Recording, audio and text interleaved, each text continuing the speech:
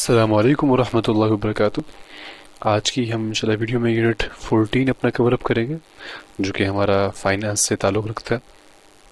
Unit 14 बहुत छोटा है, इसमें सिर्फ 3 मेजर चैप्टर्स हैं और उन्हीं को ही हम आज इंशाल्लाह कवर अप करेंगे। So it starts with the sources of finance. तो आपके पास किसी भी बिजनेस के जो डिफरेंट सोर्सेज होते हैं ना, उस यानी उसके पास यानी किसी भी बिजनेस के पास एक्सटर्नली, इंटरनली, लॉन्ग टर्म और फिर शॉर्ट टर्म मुख्तलिफ सोर्सेज क्या होते हैं, तो उसको डिस्कस करते हैं। सो सबसे पहले हमारे पास होता है हमारे शॉर्ट टर्म फाइनेंस। मैंने यहाँ पे लिखा हुआ है और short term finance. Short term finance जो है, सबसे पहले वी हैव ओवरड्राफ्ट। अब ओवरड्राफ्ट के अंदर ये होता है कि भाई आप ना आपके जो बैंक बैलेंस है आप उसे थोड़ा सा ज़्यादा निकालते हैं अपने बैंक में से, तो उससे यानी it is quite easy, bank आपको अलाउ भी करता है। हाँ, मगर उस पर बैंक आपसे एक हाई इंटरेस्ट मांगेगा। So you will have to pay you know a small fee for it. Then you have this second one, जो एक ट्रेड क्रेडिट होता है। ट्रेड क्रेडिट का मतलब उधार ही है, बस ट्रेड के ऊपर उधार होता है। तो उसके अंदर ये हो रहा होता है कि भी आपके पास कैश तो इन्वॉल्व नहीं होता है, यानी उधार बस मुंह पर होता है ना। यानी फॉर एग्जाम्पल मैं आपसे कह दूं, यार मैं आपकी दुकान में से ये चीज़ निकाल के लेकर जा रहा हूँ, ये चीज़ मैं उठा के लेकर जा रहा हूँ और ये मेरा बिल है, मैं आपको 30 दिन बाद या 2 महीने बाद आपको मैं पे करूँगा। हाँ, इसमें आपकी रेपुटेशन, अगर आपने पे नहीं किया तो फिर आपकी रेपुटेशन गिर जाती है और फिर सप्लायर्स आपके ऊपर केस भी कर सकता है। आपकी यानी ब्रांड के ऊपर आपकी कंपनी की रेपुटेशन अच्छी खासी गिर सकती है और बहुत मुश्किल से आपकी कंपनी फिर से अपनी रेपुटेशन को उठाएगी, क्योंकि बाकी सप्लायर्स जो हैं वो भी they will become cautious and they want buy from you, यानी they want sell to you. फिर होता है फैक्टरिंग। फैक्टरिंग बेसिकली इस तरह से होता है कि ना आपके पास फैक्टरिंग के अंदर आपके पास इस तरह से हो रहा था कि आपने जितना भी आपकी जो भी अर्निंग्स होती है ना, आप क्या करते हैं कि अपने तमाम के तमाम जितने भी डेब्ट्स हैं, जितने भी आपकी अर्निंग्स के ऊपर उधार हैं, लोन्स हैं, इंटरेस्ट हैं, जितना भी यानी एक्सपेंसेस है ना, आप उनको एक और कंपनी के हवाले कर देते हैं। आप कहते हैं यार ये सारे मेरे एक्सपेंसेस हैं, मेरे उधार, मेरे इंटरेस्ट, सब कुछ है, लोन, सब कुछ ये मैं आपके हवाले कर रहा हूँ, आपने उसको पे करना। यानी बाकायदा इस तरह की इंस्टीट्यूट्स होते हैं, इस तरह की कंपनीज होती हैं और उनका काम ये होता है कि वो कहते हैं ठीक है, हम आपके सारे ये हम पे यानी कर देंगे, अभी कर देंगे, एक ही महीने के अंदर कर देंगे, ताकि वो लोग आपकी गर्दन ना पकड़ें। मगर शर्त ये कि आपने हमें 2 साल तक हर महीने इतना परसेंटेज आपने हमें देना है, उसकी फ़ीस होती है। सो कहने का मकसद है कि भाई इट इज़ क्वाइट फास्ट, यानी आपको 1 महीने के अंदर आपका सारा का सारा जितना भी आपके खर्चे थे सारे के सारे ख़त्म हो जाएंगे। मगर आपको अच्छी खासा आपको हर दिन बहुत अरसे तक अपने यानी प्रॉफिट में से कुछ पैसा आपको बार बार निकाल निकाल के देना पड़ेगा। फिर होता है आपके पास हायर परचेज। सिंपल, इसको यानी ऑलरेडी बहुत डिटेल में डिस्कस किया हुआ है कि आप इंस्टॉलमेंट्स करते हैं और वो चीज़ आप यानी एक तरह से आपके पास आ जाती है, मगर वो आपकी ओनरशिप में नहीं होती जब तक आप अपनी फाइनल इंस्टॉलमेंट पे ना कर दें। So it is quite expensive if you go to long term, क्योंकि इसमें आपके पास अगेन इंटरेस्ट बहुत ज़्यादा होता है। इसमें हर इंस्टॉलमेंट पे कुछ इंटरेस्ट होता है। तो फॉर एग्जांपल लेट्स से अच्छा, मॉर्टगेज जो है ना वो भी इसी तरह से ही काम करती है। आपके पास फिर लीजिंग है। लीजिंग में क्या होता है कि भाई आप चीज़ बाय ना करें, बस आप रेंट कर लें। घर है, घर आप रेंट कर लें। आप like there is no need to buy. गाड़ी लेंगे, गाड़ी आप रेंट कर लें। तो उसमें आपके पास ओनरशिप नहीं रहती, मगर हाँ चीप होता है, काफ़ी आसान होता है। तो ये था हमारे पास शॉर्ट टर्म, यानी कि आपको फ़ौरन कैश चाहिए हो ना महीने के अंदर अंदर, तो फिर आप इस चीज़ को आप यानी इस चीज़ का आप कर सकते हैं। शॉर्ट टर्म अमूमन तौर पर ना, यानी उर्फ़ आम में या फिर in our common language we use short term for a period of time which is under 1 year. So that is called a short term period. So what do we do here कि 1 साल के अंदर हमें पैसा चाहिए तो हम उसके लिए ये सारी चीज़ें यूज़ करते हैं। बट आई वुड से कि ये पैसा काफ़ी फास्ट आप यानी जनरेट कर सकते हैं इन सारे मेथड से। सो 2 to 3 मंथ्स के अंदर you can easily get your like जो भी आपको पैसा चाहिए। आगे चलते हैं। आगे हमारे पास फिर है long term finance. Long term finance में फिर you have ordinary shares. Ordinary shares और फिर प्रेफरेंस शेयर्स में फ़र्क ये होता है, सबसे पहले ना जब भी किसी कंपनी को प्रॉफिट मिलता है तो वो सबसे पहले अपने प्रेफरेंस शेयर्स वालों को जो भी शेयर्स के ऊपर उन्होंने एक परसेंटेज रखी होती है वो उनको वापस करते हैं, यानी उनको जो प्रॉफिट होता है वो उनको सबसे पहले उनको देती है। अगर फिर बचा तो फिर जाता है ऑर्डिनरी शेयर्स के ऊपर, अगर नहीं बचा तो ऑर्डिनरी शेयर्स कुर्बान। ठीक है, तो प्रेफरेंस जो आपके प्रेफरेंस शेयर होते हैं वो महंगे होते हैं, मगर उसमें आपको हर सूरत में प्रॉफिट मिलता है। बेशक प्रॉफिट हुआ यानी प्रॉफिट डेफिनेटली होगा तो फिर आपको देंगे, मगर यानी जब प्रॉफिट होगा तो हर सूरत सबसे पहले आपको मिलेगा। कंपनी अपने आप यानी अपने पास भी कुछ नहीं रखेगी, सबसे पहले आपको देगी, फिर बोर्ड ऑफ डायरेक्टर्स, फिर ऑर्डिनरी शेयर, तो सारी इस तरह से। इससे जो बड़े वेल्थी इन्वेस्टर्स होते हैं उनके लिए बड़ी एक अच्छी चीज़ होती है कि अभी वो कंपनी जिनका profit for example let's say 12 महीनों के इधर 9 to 11 यानी 9 to 10 मंथ्स उनका प्रॉफिट कंफर्म्ड है, 1-2 मंथ्स कोई लॉस आ गया, कोई चीज़ होगी, तो फिर बड़े बड़े इन्वेस्टर्स जो हैं वो फिर उसमें इन्वेस्ट करते हैं, फिर उसमें वो पैसे डालते हैं अपने।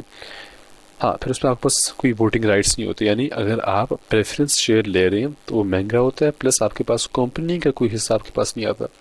So you don't have a से, हम कहते हैं इंग्लिश के अंदर, यू डोंट हैव अ से इन योर कंपनी, यानी आपकी बात अब कंपनी में नहीं चलेगी, आपका कोई वोटिंग राइट्स नहीं, आपके कोई राइट्स नहीं कंपनी के अंदर।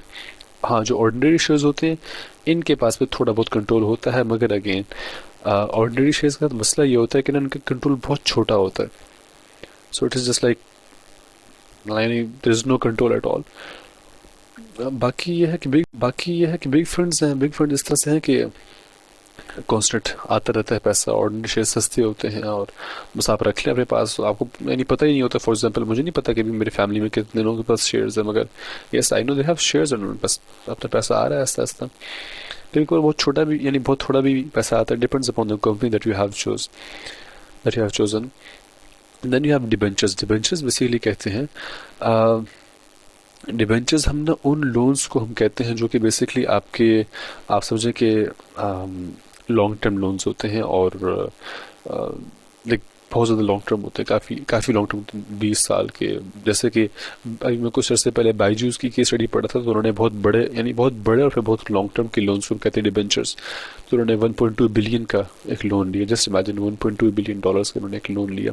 So that is a debenture. ठीक, तो डिबेंचर जो होता है उसमें फिर ये होता है कि डिबेंचर्स में आपके पास जो आपकी ओनरशिप होती है दैट स्टिल सेफ, पैसा सर आपका होता है, किसी और का नहीं होता। और बाकी भी सब कुछ, यानी देयर इज नो जैसे शेयर का होता है ना, ऑर्डिनरी शेयर्स और फिर प्रेफरेंस शेयर के साथ होता है, उस तरह का कोई मामला नहीं होता है। हाँ, ये मसला होता है कि आपको एक हाई इंटरेस्ट उस पर आपको पे करना पड़ता है, हाई इंटरेस्ट, और वो भी सालों के लिए। तो आप एक तरह से बाउंड हो जाते हैं और जितनी आपने पैसा निकाला होता है उस डिबेंचर से, उससे डबल ट्रिपल अमाउंट आपको वापस करनी पड़ती है ऐसा ऐसा करके। तो ऐसा ऐसा करके आपको फील होती नहीं है, but eventually when you calculate it all, when you sum it all up and then you realise कि भी आपका सारा का सारा जितने भी आपके इंस्टॉलमेंट्स थी उसके ऊपर जितने इंटरेस्ट थे उन सारों को इकट्ठे मिलाएंगे तो ट्रिपल के आप लाइक 4 टाइम ज़्यादा आपकी लोन से बन रहे हैं। Then you have a simple loan. Simple loan जो होता है आपके पास सिंपल होता है, काफ़ी आसान होता है, बस बैंक के पास के आपने उससे 2 साल के लिए 3 साल के लिए लोन निकाली, उस पर भी इंटरेस्ट होती है। सो मॉर्गेजेस इसको हमने ऑलरेडी डिस्कस कर लिया है। लैंड और फिर बिल्डिंग्स के लिए हम इस वर्ड को भी यूज़ करते हैं मॉर्गेजेस। इंस्टॉलमेंट्स पे आपको पे करना पड़ता है, अगर आपने इंस्टॉलमेंट किसी महीने नहीं पे की तो आपकी प्रॉपर्टी एट रिस्क होती है और वो आपसे छीन ली जाती है, आपको उसमें से एविक्ट कर दिया जाता है। बाहर जितने भी घर हैं मोस्टली मॉर्गेजेस के ऊपर ही हैं, और लाइक उनके पास यानी उनके यहाँ मॉर्गेज करवा देना अपने घर की बहुत बड़ा कमाल है। अच्छा, मज़े की बात है, वो लोग जो कि मॉर्गेज अपने घर को करवा रहे होते हैं, you will be shock to hear कि जो उस घर की प्राइस है वो उसे 20 to 30 टाइम्स ज़्यादा पे कर रहे होते हैं। So it's a never ending cycle, like they spend their entire lives just trying to mortgage their house, just trying to pay up the debt of their college, of their university। आपको ऐसे parents मिलेंगे जो कि अभी parents बन चुके हैं, उनके अपने बच्चे हो चुके हैं और वो अपने बच्चों की यूनिवर्सिटी के लिए सेव कर रहे हैं, और साथ साथ अपने जो यूनिवर्सिटी को जो उन्होंने लोन उठाया था, क्योंकि वहाँ पे हर यूनिवर्सिटी आपको लोन प्रोवाइड करती है, स्टूडेंट लोन, और आपके लिए किसी न किसी हद तक उस लोन को लेना ज़रूरी होता है। It can be health insurance, it can be anything. तो एक लोन प्रोवाइड करते, तो अगर आप उस लोन को वापस कर सकते हैं उसी 4 साल या 3 साल के पीरियड के अंदर, that's fine. Otherwise well then you have to pay it afterwards, यानी आपको जब जॉब लग जाती है फिर आपको पे करना पड़ता है। यानी मैं आईवी लीग्स और बड़ी यूनिवर्सिटीज़ की मैं बात कर रहा हूँ। बाकी if you can pay up the fees then well they don't provide you with the loan. मगर एजुकेशन यानी private education is quite expensive outside, यानी फॉरेन कंट्रीज़ के अंदर। हाँ, फ्री जो है वो तो बहुत अच्छी है, फ्री स्कूल्स, फ्री गवर्नमेंट की जो यूनिवर्सिटीज़ हैं बहुत ही कमाल की हैं, बहुत ही नेक्स्ट लेवल की हैं वो। Then you have sale and lease back. अच्छा, sale and lease back again आप बेसिकली करते क्या हैं कि आपने कोई चीज़ खरीदी और आपने फिर उसको लीज कर दिया, तो उससे आपके पास पैसा आई जा रहा है, आई जा रहा है, तो लॉन्ग टर्म में काफ़ी काम करता है। आपने घर खरीदा, उसको आपने दो फ्लोर्स थी, उसको आपने किराए पे चढ़ा दी, तो अब आपको दोनों फ्लोर से एक फ्लोर का अलग आ रहा है, आपके पास नीचे वाले फ्लोर का अलग आ रहा है, तो लॉन्ग टर्म आपके लिए चल रहा है 3-4 साल। 4 साल तो बहुत कम है, 9-10 साल आपका आराम से रेंट पे आप जा सकते हैं, यानी रेंट आप ले सकते हैं। हाँ, फिर आपकी ओनरशिप, यानी then you can not use that asset, you can not use that house, you can not use that जो भी चीज़ आपने लीज की थी। तो लीज का वर्ड होता है जब हम किसी को देते हैं for return of some cash, some money, some sort of incentive. ये था हमारे लॉन्ग टर्म फाइनेंस। अब हम आते हैं कुछ इंटरनल फाइनेंस, उसमें हमारे पास सबसे पहले है रिटेन अर्निंग्स। रिटेन अर्निंग्स होती हैं, मैंने इस साल जितना भी कमाया उसमें से मैंने कुछ हिस्सा अपने पास रख लिया, this is my retained earnings. तो ये यानी ये बेसिकली मेरी, आप समझे, मेरी सेविंग्स है, मेरी जो पिगी बैंक होते हैं ना, तो कंपनी का पिगी बैंक है, तो इसमें आपके पास कुछ इंटरेस्ट नहीं होता इसमें। हाँ, आपकी इनकम, क्योंकि आप अपने प्रॉफिट में से कुछ हिस्सा निकाल के वापस उसी कंपनी के अंदर इन्वेस्ट कर रहे हैं ना, सो दिस जो आपने जो हिस्सा निकाला है, this part, this percentage is not yours, it is basically companies. तो आपको कंपनी में ही खर्च यानी कर रहे होते हैं वापस, तो उससे आपको कोई फ़ायदा नहीं हो रहा होता, तो आपका अपना जो इनकम होती है वो आपकी कम हो जाती है इस तरह से। खैर, then you have sale of assets. Sale of assets के अंदर एसेट्स कहते हैं वो सारी चीज़ें जो कि आप ओन करते हैं, तो आप उनको आराम से सेल करके यू कैन जनरेट कोई कैश। आप ओलेक्स के ऊपर लगा दें, अभी मेरे दोस्त से सुने, ओलेक्स के ऊपर गाड़ी लगाई, विद इन आवर्स मैसेज आया, गाड़ी बिक गई, यानी उसी कुछ ही घंटों में अंदर गाड़ी बिक गई, और well now they are buying another car. हाँ, but you will lose useful items definitely. Then you have savings. Savings का आपके पास इस तरह से हो रहा होता है कि सेविंग्स ना यानी लॉन्ग टर्म के लिए आप जमा करे जा रहे हैं, करते जा रहे हैं, और फिर आप उसमें से कुछ आपने हिस्सा निकाल के अपने खर्चे पूरे करने के लिए आपने उसको यूज़ कर लिया ना, तो फुल कंट्रोल होता है आपका इसमें, मगर अगेन लिमिटेड अमाउंट होती है। It takes time to grow your savings, that is why it is quite limited as well. तो ये था हमारे पास कोई 14 के करीब तरीके थे फाइनेंस यानी जनरेट करने के लिए फाइनेंस के सोर्सेज। बाकी ये है 3 इसमें, यानी एक थे हमारे पास short term finance, then you had your long term finance, और फिर आपके पास आखिर में था आपका इंटरनल फाइनेंस। अब हम आगे आते हैं towards your second chapter, that is your finance for commercial activity. कुछ टर्म्स हैं, कुछ टर्मिनोलॉजीज हैं जिनको हमें अंडरस्टैंड करना बहुत ज़रूरी है इसके अंदर। So first of all you have your capital.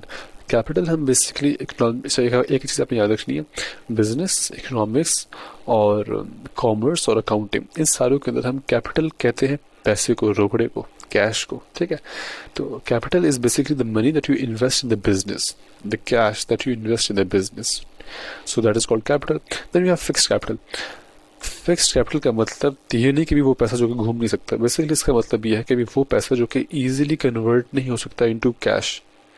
I know it is a bit difficult, कहने का मकसद ये है कि वो पैसा जो कि इजीली फ्लो नहीं कर सकता। Yes, that's right.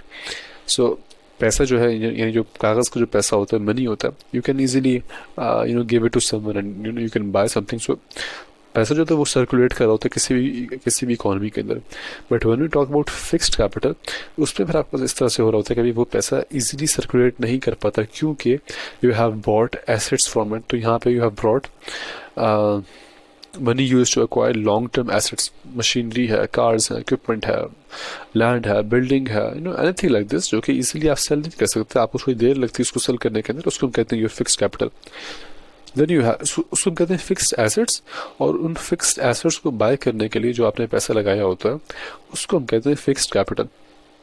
आगे आपके पास आता है जो working capital, money needed for your day to day operations. चाय पीने, यानी मैं इसकी एग्जांपल देता हूँ, पानी वगैरह पीने के लिए, चाय शाय, रोटी दाल, ये सारी चीज़ें खाने के लिए आपको जो रोज़ाना पैसा लगता है आपके बिजनेस के अंदर, बिजली का खर्चा आ गया, इसके अलावा और क्या होता है, हीटर्स, एसी, तो इसके जो खर्चे होते हैं सारे आपके डे टू डे ऑपरेशंस या अपने बिजनेस को रन करने के लिए, इसके लिए आप definitely you need to have this stuff ना।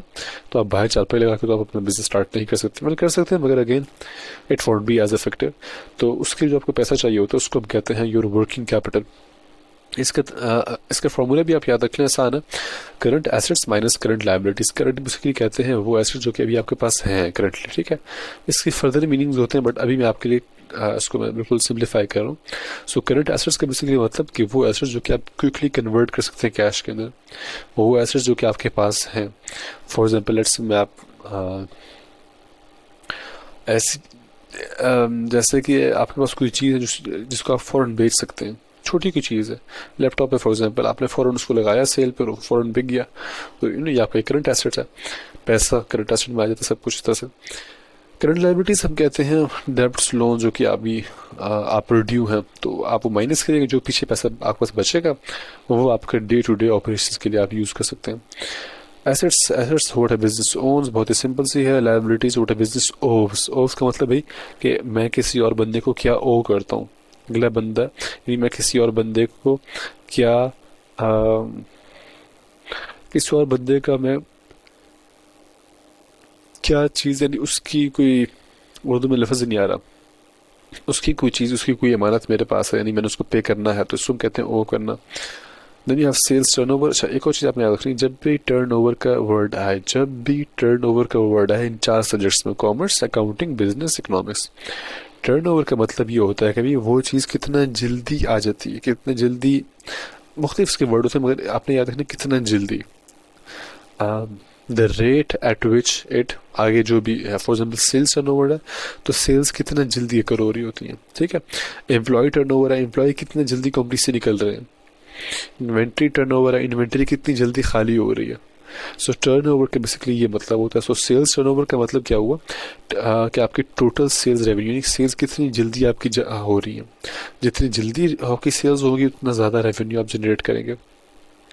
अगेन इसका formula price into quantity sold. For example 20 रुपये की चीज़ है, मैंने 50 बेची है, तो 20 इंटू 50 करूँगा, जो भी आंसर आएगा वो आपका टोटल सेल्स रेवेन्यू है, which is also called your sales turnover. Then you have your rate of inventory turnover. Again, inventory turnover, inventory आपकी कितनी जल्दी खाली होती है और कितनी जल्दी वो फिर से रिफिल होती है. So how quickly stock is sold and replaced. तो both come in this definition. ठीक है, sold and then replaced as well.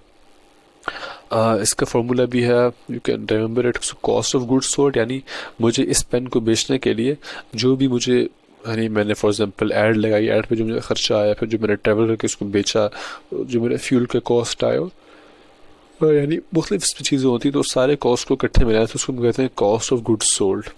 ठीक है, तो इसको हम इन शॉर्ट कॉग्स भी कहते हैं, कॉस्ट ऑफ गुड्स सोल्ड. तो उसको आप डिवाइड कर दें with the average stock that you have, तो आपको अंदाज़ा हो जाएगा कि भी आपके पास एक रेशो आएगी कि भी आपका जो स्टॉक है वो कितना क्विकली रिप्लेस है, कितना क्विकली वो सेल हो रहा है, तो एक आपको रेशो आ जाएगी. Gross profit, profit before expenses. है ग्रॉस का मतलब ये नहीं कि भी आप, सॉरी, ग्रॉस का प्रॉफिट, यानी ग्रॉस प्रॉफिट का मतलब ये नहीं कि भी it is quite gross, yeah, it is quite disgusting. It basically means कि भी आपका टोटल प्रॉफिट अगर उसमें से खर्चे निकाले बगैर, यानी आपने आज के दिन अपनी दुकान खोली तो कितना पैसा औरों की जेबों से आपकी जेब में आया, इसको कहते हैं gross profit. Simple as that. ठीक है. हाँ, अब उसमें से आपने कितना अपने बिल पे किए, उसमें से आपने कितने अपने टैक्सेस पे किए, कितनी चीज़ें खरीदी, कितना आपने घर में लगाया, कितना आपने बिजनेस में लगाया, वो सारा निकाल के फिर जो पैसा आपके रात को सोते वक्त आपकी जेब में जो बचेगा उसको हम कहते हैं योर नेट प्रॉफिट. ठीक है. So net is basically the final most, the total, हाँ, सबसे यानी आखिरी जो प्रॉफिट होता है ना, उसको हम कहते हैं your net profit. So the final profit after expenses. Again formulas, cross profit, gross profit minus expenses, यानी जितनी आपके खर्चे हैं उस सारों का आप निकाल देते हैं अपने प्रॉफिट में से, तो जो भी आपके पास पीछे बचता है वो आपका टोटल प्रॉफिट होता है. मुझे बहुत सख्त अपना नींद आ रही है. Anyways, third part, last chapter हमारा इस यूनिट का. जब भी हम बात करते हैं ना कि भाई ठीक है, ये सारी हमने ट्रेंड्स पढ़ ली, अब हमने कॉमर्स की ये सेकंड लास्ट यूनिट के ऊपर है हम, इंशाल्लाह इसके बाद हमारा आखिरी यूनिट होगा. अभी हम आखिर जो हमारे कॉमर्स यानी बिजनेस करते वक्त जो हमारे पास मसले आते हैं, मसले मसाइल आते हैं, उनको हम कैसे हल करें, तो उसके लिए then we use this stuff. So अगर आपके पास फॉर एग्जांपल आपकी सेल्स टर्नओवर कम है, सेल्स टर्नओवर क्या था कि भी आपकी सेल्स इतनी जल्दी हो नहीं रही, आपकी सेल्स कम है. So how do improve your sales, how do improve your sales turnover, उसके लिए आपके पास मुख्तलिफ तरीके हैं, यानी एडवर्टाइज मोर है, क्वालिटी अपनी इंक्रीज़ करें, अपनी कस्टमर सर्विस को बेहतर कर लें, अपनी प्रोडक्ट्स को इंक्रीज़ कर लें, नई नई वैरायटी लेकर आ जाए, नए नए वेरिएंट्स लेकर आ जाए, उसके अंदर अपनी प्राइसेस को आप कम कर लें, डिस्काउंट्स ऑफर करें, नहीं बेहताश है। एक चीज़ आपने याद रखनी है, इस वीडियो के अंदर I basically tell you the foundation, I teach you the foundations, इसके ऊपर you guys can go on build as much as you can. और ज़रूरी नहीं कि आपने ये इसी चीज़ों को याद रखना। The thing that matters the most is are you able to think in this pattern, यानी ये लिस्ट जो है ये बहुत छोटी लिस्ट है, you should continue on and on. बेतहाशा तरीके आपने पढ़े हुए हैं यूनिट 5 और यूनिट 6 के अंदर। तो कहने का मकसद है कि भाई इन सारे वीडियोस का बेसिकली मकसद ये है to help you as your commerce, but thinking वाला पार्ट वो भी तो मैं नहीं करूँगा ना। थिंकिंग का जो पार्ट है वो आपके भी जिम्मे है, भी आप लोग भी सोचें समझें उसको और फिर अपने आप से उसके तरीके निकालें। तो टेक्स्ट बुक्स पढ़ने का बल्कि स्कूल से भी मुझे नुकसान ये चीज़ नज़र आई कि बहुत से स्टूडेंट्स अपने आप को बहुत सारा लिमिटेड कर देते हैं, यानी बहुत सारी रिसोर्सेज के बावजूद अपने आप को बहुत लिमिटेड कर देते हैं। सो जैसे यानी ऐसे भी स्टूडेंट्स हैं जो कि मुझसे पूछते हैं कि अभी क्या हमें सिर्फ वो आंसर लिखने जो कि मार्किंग स्कीम में लिखे हैं, I mean like that doesn't make sense. तो आप पे सिर्फ वो आंसर्स नहीं लिखने जो कि आपकी टेक्स्ट बुक में है, जो कि आपके नोट्स में है, जो कि आपके मार्किंग स्कीम में लिखे, बल्कि you have to go as far as you can, you have to write as much as you can. यानी एज मच का मतलब कि भी आपने इतने आइडियाज जनरेट करने हैं जितने आप कर सकें। You have free and you have full control over that, you have full freedom of that. So do think by yourself, do make up your own answers, and that is how inshallah you will ace your exams. तो आगे आपके पास है कि if you want to improve the rate of your inventory turnover, again मैंने यहाँ पे सिर्फ 4 तरीके यानी 4 तरीके लिखे हुए हैं, और भी तरीके हो सकते हैं, that is upon you how well यानी how creative you are. So buy less buy more option, यानी अच्छा buy less but more option. For example let's say मैं कम कम चीज़ें बाय करूँ मगर मैं बार बार बाय करूँ, बजाय ऐसे कि मैं बहुत बड़ा स्टॉक लेके अपनी इन्वेंट्री में रखता हूँ और मेरी इन्वेंट्री खाली ही नहीं हो रही। तो इन्वेंट्री का जो स्पेस है उसका रेंट मैं पे कर रहा हूँ, उसकी मेंटेनेंस, उसकी कॉस्ट, यानी जितनी भी उसकी यानी इलेक्ट्रिसिटी और जो उसको ठंडा रखना, उसकी बिजली, सारा खर्चा मैं नहीं पे कर रहा हूँ मगर वो इन्वेंट्री ख़त्म ही नहीं हो रही। तो बेहतर ये होता है कि आपकी इन्वेंट्री हर कुछ ऐसे बाद ख़त्म होता है कि आपके पास जो आपकी कॉस्ट है वो कम हो। That is why buy less but more often, use better stock control. Stock control के मुख्तलिफ तरीके होते हैं, you can use machines and robots use stock control as well. फिर आपके पास होता है कि you have to remove the slow selling goods, वो गुड्स जो कि आपकी बहुत ही नहीं बिक रही, यानी बहुत पुरानी चीज़ें या ऑब्सोलीट हो गई या now like nobody wants to buy them, so just remove them. Market उसकी ख़त्म हो गई है, कहीं और जाके उसको यानी किसी और प्लेटफॉर्म के ऊपर आप जाके उसको बेच सकते हैं। Then we have this concept of JIT, just in